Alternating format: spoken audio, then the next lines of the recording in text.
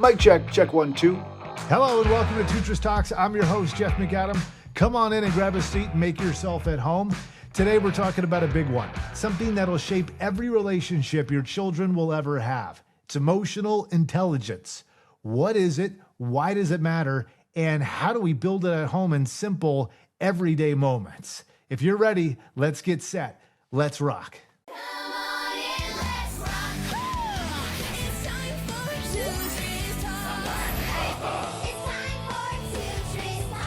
This Australian parenting expert and mother of three has spent more than 20 years supporting families, and her TEDx talk on raising emotionally intelligent children has drawn more than 2 million views and over 50,000 likes. She's also become a trusted voice on some of Australia's biggest news networks. For more, let's bring in parenting educator Lael Stone. Lael Stone joins us live in Melbourne. Great to have you with us again. Lael Stone, she was there, now she's here on Tutris Talks. First of all, welcome to the Tutris Talk studio, and thanks for being here. Also, what brought me to your doorstep in the first place was that TEDx talk that you did. I know it's been a few years, but incredibly insightful. I'm a dad with 2 young children, and the things that you said, so real. I turned around and used it this morning, and like magic, it was unbelievable. It was perfect, and I'll talk more about that in a second. But welcome to the show. Thank you so much. It's such a privilege to work with parents. I've been in this space for probably 22 years now, and I think it warms my heart greatly when I can help parents understand little people, because when we get an understanding of them, who they are, and how we can really prioritize connection, it makes a massive difference in our families, because I think we all want to be in family environments where we're thriving, where there's nice flow, where it feels good. No parent feels good yelling. No parent feels good, nagging and feeling frustrated. So I think when we can understand children better, it makes it a whole lot easier. And so we really want to dive into this, but I think it's important that we kind of keep it surface level so that we don't lose people right off the bat. Emotional intelligence. What is it? What are we talking about? Emotional intelligence is the understanding, or it's our capability to be aware of what's happening in our bodies and how we're feeling around certain things. So emotional intelligence would look like, something happens and we have a reaction. We're able to pause for a minute and go, oh gosh, I'm feeling frustrated about that, or that makes me really sad, or there's something triggering for me. So it's our awareness of our feelings and our emotions, and it's our ability to express them in a healthy way. So for a lot of us, we grew up in environments where perhaps if our parents got angry, they just flew off the handle and they yelled, or, they slammed doors. And that becomes a bit of an imprint for us that, well, when you get angry, that's what you do. Whereas ideally what we want to do as parents is raise children to have awareness of how their feelings are present, and then not project them onto other people, but be able to integrate them themselves. It's sometimes easier said than done, right? Oh, way easier said than done. And you could swing so far the opposite direction. Say I'm going to do everything that the opposite of what my parents did, and maybe that's not the right answer either. And that is something I see a lot of, Jeff. That you may have grown up in an environment where there was a lot of yelling, and perhaps there was a lot of shame, and there was these very harsh boundaries. And then you become a parent, and you say, I'm definitely going to do it differently. But we actually swing to being very permissive, so we don't actually set boundaries for our kids. We kind of just try to keep them happy all the time. And as you say, there actually is this really beautiful, healthy middle where we have lots of love and presence and attunement with our children, but we also have really healthy, loving boundaries as well. And not all children are the same too, right? So it's like what works for one may not work for the other. So it's this difficult, challenging dance to try to figure out each of these children and what works for them. So when in your TED Talk, you had talked about, as you put it, I think, your children having these feelings on board, and as a parent, how do you address that? And you pointed out the not to dos, which is you hear your kid in the middle of a meltdown or having an emotional moment, and instead of saying stop crying, or go put your shoes on, or these short, quick reactions like many parents want to have in the moment, that there is a better way to handle particular moments like that. Go into that a little bit more. You'll do a better job explaining it than I am.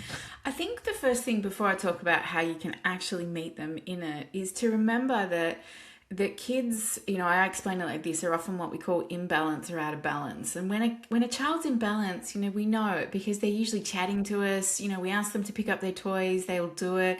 They'll play nicely with their sibling. When they're feeling good in their bodies and their nervous system's pretty calm. That's when our child's in balance. When our kids are out of balance, it's where, they're throwing a toy at their brother's head, or where they're not listening to you, or, there's a whole lot of feelings going on. And we all know that when our kids are like that. And I think the thing I love to start with parents is understanding there's always a reason for the behavior. Like, no child wakes up in the morning and says, I'm going to make my dad's life really hard today, right? I'm going to do these things just to push back or push buttons. Kids are always responding to their environment. So, when a child's had a really big day, in care, or maybe at school all day, or perhaps, there's a new baby in the family, or, maybe there's been a stressful situation where they've had to go to the doctors. Our little ones take all those feelings on board. And when they reach capacity, and when their nervous system reaches capacity, that is often when they're trying to offload those feelings. And that's what sometimes it can look like when a child has a meltdown or has a big tantrum, or they're trying to get their own way, because their body and their mind is trying to reset themselves. And they often do that through the expression of these big feelings. Now, when we as the adults can see that our kids are out of balance, they're having a hard time, it's our job to remember to be that guide for them, to kind of plant our feet on the floor, take a deep breath, and remember what my child is doing in this moment is actually waving a red flag. They're actually saying, I'm having a really hard time. I'm still 4. I'm still learning how to express how I feel about these things. And the only way I know how to kind of process these big feelings and emotions is to throw myself on the floor and let these feelings out. And what we see, and I'm sure many parents know this too, is that when you can be with your child in the middle of the storm, so they throw themselves on the floor because you cut their sandwich the wrong way, or you give them the blue cup instead of the red cup.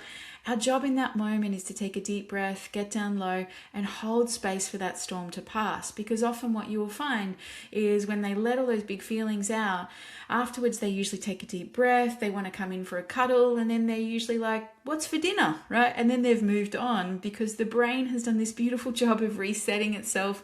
The amygdala's gone, there's been too much stress here, I need to come back into balance. And so it does it through crying, or through raging, or through shaking. So it does it through those big kind of beautiful meltdown pieces. And then as children grow and they get older, that's when they begin to develop the words and the ability to say, hey, I'm angry and I need to move these feelings through my body, or I feel really sad, I need a cuddle.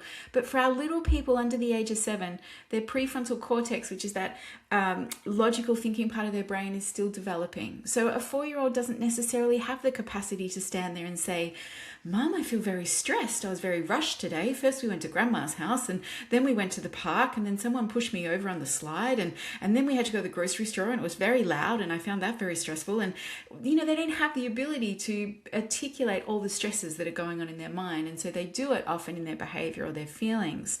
Now, when we say, how do we meet them in that, our job as an adult is not to jump in straight away and go, tell me how you're feeling, or, don't worry about it, or let's just fix this.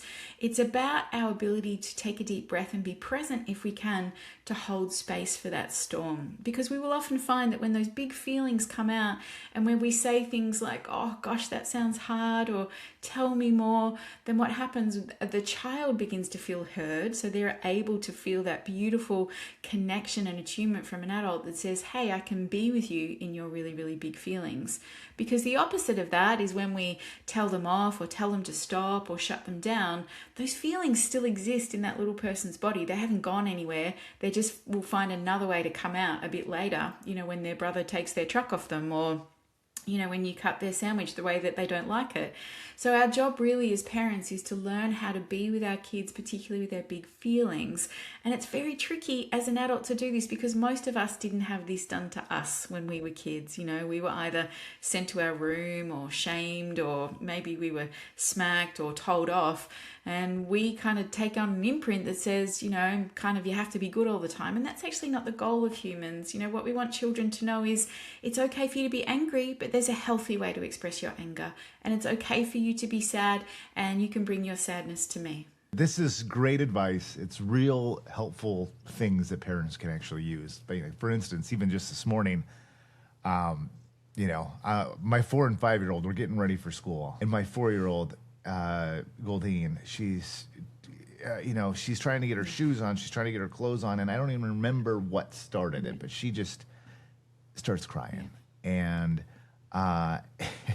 and I'm like, normally I'm like, honey, we gotta get in the car. It's gonna be okay. Let's go. Let's do this. We got it.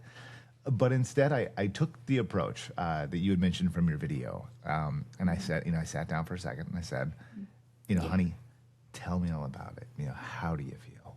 What's going on? Yeah. And it took about 20 seconds, and I don't even think she said what it was that was the problem, but she did tell me how she felt. Yeah. And at the end of it, she got up and she just went on, put her shoes on, socks and shoes on, and got ready to go. And I was like, that's magic. Yeah, it is pretty magic.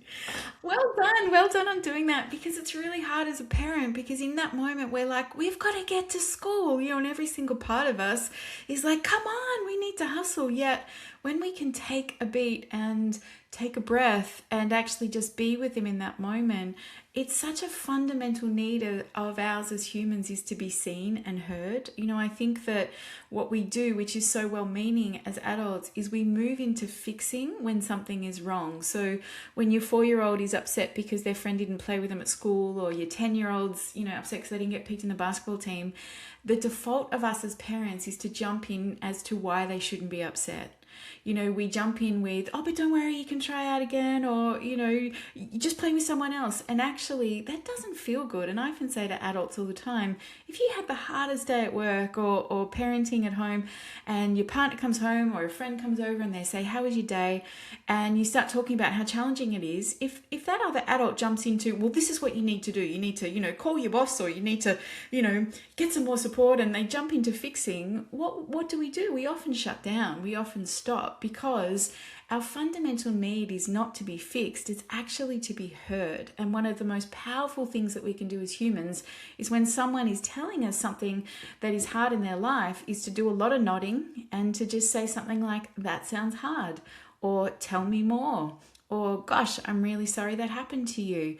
What else? And just listen, because when we can actually listen without fixing, but listening to hear, it is one of the most beautiful gifts that we can give to another human. Yeah, that's really well put. And, I think to your point too, what you had said just a minute ago was, if you have the time to do it. Which brings me to another point. This is a direct clip from your TED Talk I'd like to play, because I thought it was really beautiful in a way. But I'm going to go ahead and hit it here. One evening when I was making dinner, I had to go and teach a class, so I'm doing the hustle that most parents do, where you're trying to make dinner quickly because I'm about to get out the door. And my youngest daughter, who was 5 at the time, comes into the kitchen and she's looking not happy, and I could see that she's got some feelings on board. And I'm like, I've got to do the dinner, I've got to get out the door. And I actually turned to her and said, honey, do you think you could hold on to your feelings for a few hours? Which, of course, as you can imagine, she just looked at me like, are you kidding? And then at that moment, my middle daughter, who is 10, walked into the room and she said, I'll listen to her feelings. And I'm like, well, okay. So my 10-year-old takes the 5-year-old into the bedroom, and I'm thinking, I'm going to be late for work. I need to see what happens here. And I'm standing outside the door, and this is what I'm hearing. I'm hearing my 10-year-old say, tell me all about it. And then the 5-year-old starts crying, and she starts complaining about all the things that had happened at kinder. And the 10-year-old's going, oh, that's hard. What else? And then there's more complaining, and then there's more tears, and then there's giggles, and then there's laughter. And then they come out of the room, and I see my 10-year-old and I say to her, honey, how was that for you? And she looked at me and she said, well, Mama, I just did to her what you do for me. And in that moment, I realised children cannot be what they can't see. How do we expect children to have empathy and compassion for other people if we don't show them how? How do we expect them to treat others with kindness and respect if they don't know what that feels like in their own bodies? I'm smiling now, but yesterday when I watched it again, I was like crying. I was crying because, like, as a parent, like, that's all you want is to feel like you're giving your kids these tools that'll help. What a beautiful moment for you. Yeah. Oh gosh, I will never forget that moment because I think it was so defining for me as a parent because it really made me go, my goodness, kids can't be what they can't see. We want children to be emotionally aware. We want them to be empathetic. We want them to have compassion. But we have to model that for them. And they learn that by feeling it in their bodies when we are able to turn up for them. And I always say when people talk about that clip, like I have adult children now. I have messed up in all the ways you can possibly mess up. Like I absolutely stand for there is no perfect parenting. I've done lots of amazing things as a parent, but I have messed up in all the ways because parenting is one of the most challenging, complex, tricky things that we ever do. We whether we like it or not, the way we were raised often turns up in our parenting. We're parenting in a time where it's really stressful. We have a lot of demands on us, more than ever before, and it's hard work. And I think one of the biggest things that I love to say to parents is we've got to be kind and compassionate to ourselves, and what we are doing, the way that we are living is really what we are often modeling to our children. So it is such an invitation to kind of lean into yourself and go, who do I want my kids to be in the world, and am I modeling that to them? Yeah, great points. Good to hear too. Yeah, you always hear parents say, yeah, just doing the best I can, and I feel good about it. I mean, as long as you're putting in is the effort that you can give. Yeah. I think that is really what you got to focus on, and be smart about it too. You brought up a good point too, because your kids are a little bit older now; they're grown. And another question that I had down on here was, does the approach on how to help your children change depending on their age? Yeah. Yeah, I think so. For little people, it is a lot of listening, and it is a lot of, often I would just say what I would see. So often when they're frustrated, I might say something like, I can see that you're really frustrated. Or, I wouldn't so much be focusing on, tell me what you're feeling. It really is about just being with whatever is being expressed in the moment. With our older children, because they have a greater cognitive understanding, they're able to articulate themselves better. It is a little bit different in the sense of when we're helping them navigate stuff, but I still come back to the philosophy of my key 3 elements for listening.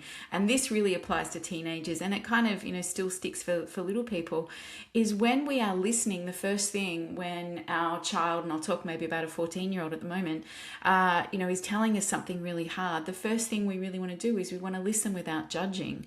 So when I spent 5 years working with teenagers in secondary schools, and I asked every teenager, what is the one thing you wished was different about your parents, or one thing you wish your parents knew?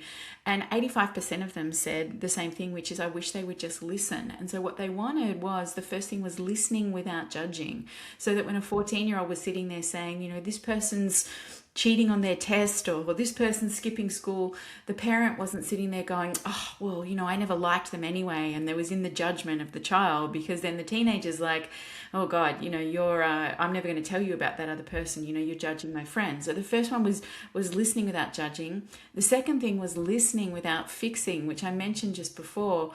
We jump into fix quite often because it's uncomfortable for us as adults when someone we love is hurting, particularly our child. So when something isn't going well for them, or they've been excluded, every single part of us wants to jump in and make that better because we love them. Of course we do. Yet when we jump into fix, we're actually depriving our children of developing that muscle of resilience to learn how to navigate hard stuff. So our job really in those moments is to really listen without fixing, doing that, tell me more, that must sound hard. And really at the end of the conversation, you could say something like, would you like a suggestion, or did you want me to just listen? Now, if your child says, I want you to just listen, you don't then go, okay, but here's what I think you should do, right? Our job in that moment is to swallow it, because I know we all have the answers, but to really what we're setting up there is this beautiful relationship of trust that says you can bring me anything and I'm going to listen. But when we jump into fix, really what happens for the other person is I'm not being heard. So we're listening without judging, we're listening without fixing. And then the third thing was listening without getting into the drama with them. So particularly this is probably a little more relevant to if you have older children, but when your teenager's sitting there saying, this person's having a party on the weekend and there's going to be alcohol, or this person's cousin's doing this, that we don't move into this, oh my goodness, I've got to go and ring the school and the parent, and we get into the big drama, because then the teenager is sitting there going, whoa, you can't handle this.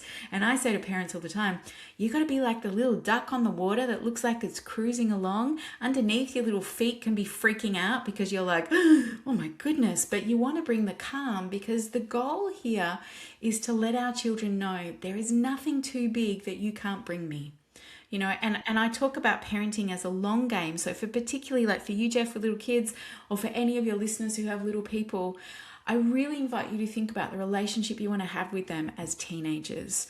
And as they go into those teenage years and they stretch their wings and they step out into the world, you want to have a relationship with your teens that when they are at a party and something's going down, the thought in your teen's head is, hey, let's ring my mum or dad, they'll know what to do, as opposed to, gosh, I hope my parents don't find out. And that comes from these early years of really listening, holding space for their feelings, you know, meeting them where they're at. You know, this doesn't also mean that we don't have boundaries. Boundaries are really important, but the way we set boundaries is very important. But I really invite people to think about that parenting is a long game, and the stuff that we're doing when our kids are little by welcoming their feelings and meeting them where they're at, it sets up such a beautiful foundation for your relationship with your children, so that as they grow, they know, hey, there's nothing too big that I can't bring to my parent. You're on the other side of this now, with your kids being a little older. Three? You have 3 children? Yeah, 3 kids. Congratulations, by the way. Yeah, thanks. You've made it to the other You've side. made it. Is there anything, I mean, did you know all this stuff while you were going through it? Like, I mean, you're obviously well educated. This is your passion. This is your career. Did you know all this? And so it was in the back of your mind while you were going through it? Or did some of this you learn even while you were going through it? And now you look back and go, if I could do it again, I would do something different. Yeah, for sure. Well, probably with my first 2 kids, I didn't know any of this. And like most parents, I was a young parent. I was kind of making it up as I went. You know, I thought that my job as a mum was to keep my kids happy all the time. So I thought that if my kids were happy, it meant I was a good mum, which actually meant I didn't really have any healthy boundaries. I was constantly trying to meet all their needs, which was exhausting. I wasn't looking after myself. So it wasn't until my 3rd child came along and we'd had a really tricky birth experience, and I realized I really need to reassess how I'm doing this parenting thing, because it didn't feel good. You know, it felt there was a lot of tension in the house. You know, my husband and I were fighting. And that's when I actually started to delve into this work and learn it more for me of how can I raise my kids as consciously as possible, but how can I actually find a place where I can enjoy being a mum, where I actually, you know, really come back to who do I want them to be in the world and how can I help facilitate that? And for me and my husband, it wasn't about we want you to get the best grades and have the most amazing job. It was like, we want you to be really grounded, healthy humans that are connected to yourselves and connected to others. We want you to be humans that, you know, follow your passion and your purpose, you know, and take care of the planet and take care of yourselves. And so I had to do a lot of reassessing, and I have to tell you, I did a lot of learning, and mainly because of all the ways that I messed up. I mean, that's how we learn, right? So it was probably about 8 years into my mothering where I started to really look at this stuff and make some changes, and, you know, had to do a lot of repair with my older 2 kids, had to do a lot of, you know, owning some of the stuff that I'd done. And it's uncomfortable. It doesn't feel good. But I say to every parent, it is so worth it. You know, when you can do the work on yourself and really dive into some of your own stories and understanding, it is one of the greatest gifts that you can actually give your children.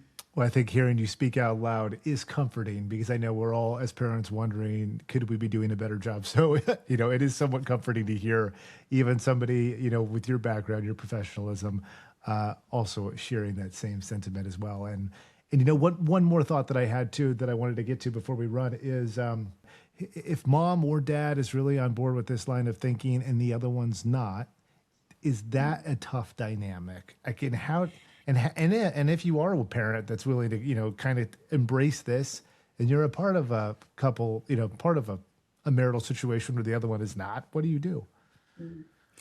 It's really tricky. And I think, Jeff, if I had $1 for every time someone said to me, how do I get my partner on board? I wouldn't have to do this anymore, because it's a really tricky thing. And I always come back to, firstly, compassion, because we have to remember that we're two people coming together to make this family unit and these children, and we come from our own upbringings and our own imprints of family, and so we have those kind of ingrained in our being of, you need to be firm, or you need to, don't worry about that limit. Like, we come with this whole different understanding, and it takes a lot of kindness and compassion and gentleness and grace to sit in the messiness with each other as parents. And so I often say, when I work with couples or with parents, the first place we want to start is, what are the values we want for our kids? Like, let's actually sit down and just write down, what are the things that we really want for our children?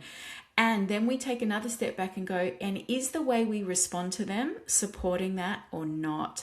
And I think that's where we both have to start taking accountability for, how are we turning up with our children? I don't believe we can ever make anyone do the work or make anyone look at it. I worked a lot, mainly with women over the years, and, they're often wanting their partner to read a book or listen to a podcast. And I'm like, look, you can give it to them to read if you want. But, when we are trying to convince someone to get it our way, it often doesn't go well. We end up becoming resentful. They become resentful because they're trying to change us. I think the most powerful thing we can do is keep modeling the behavior. So, responding to our kids with kindness, or responding to our kids with as much calm as possible. I think learning is really important. So keeping on learning and keeping on having those conversations. But I think at the end of the day, it really comes back to having some really powerful conversations with each other to say, when we look at our children, that's what we want in front of us. Who do we want them to be in the world, and what do we want for them? And how do we have to take accountability for how we're turning up within it? And that's not always easy, because we've grown up in a world where we're pretty good at passing the buck. If we don't want to own something, we're pretty good at blaming everyone else. And I think when we're wanting to raise emotionally aware kids, it starts with us being brave enough to look at our own stuff. I think you had said you gotta look in before you can look out. Yeah. Which I think was really well worded. Lael Stone, thank you so much for being a part of our podcast here today. If people want to reach out to you, you're just such a wealth of knowledge. Where can we find you? Thanks so much for having me, Jeff. You can find me at Lael Stone on Instagram, Facebook. My website too is laelstone.com.au. I mean, the benefit of having a weird name is I am the only Lael Stone out there. So if you Google me, you will find me. And I have like podcasts and courses and resources and lots of stuff, and books, and stuff for people to access. Well, I encourage all of our viewers, our parents, to check it out. It's strong, and it's to the point, and it's effective. I'm living it firsthand. I think the 5 words that I take with me, used it this morning, and I'll continue to use it again, especially with my kids being 4 and 5 years old, is deep breath and tell me all about it. Yes, I love that. So love it. Lael, thank you so much for being on the show. I really appreciate your time. My pleasure. Thanks, Jeff.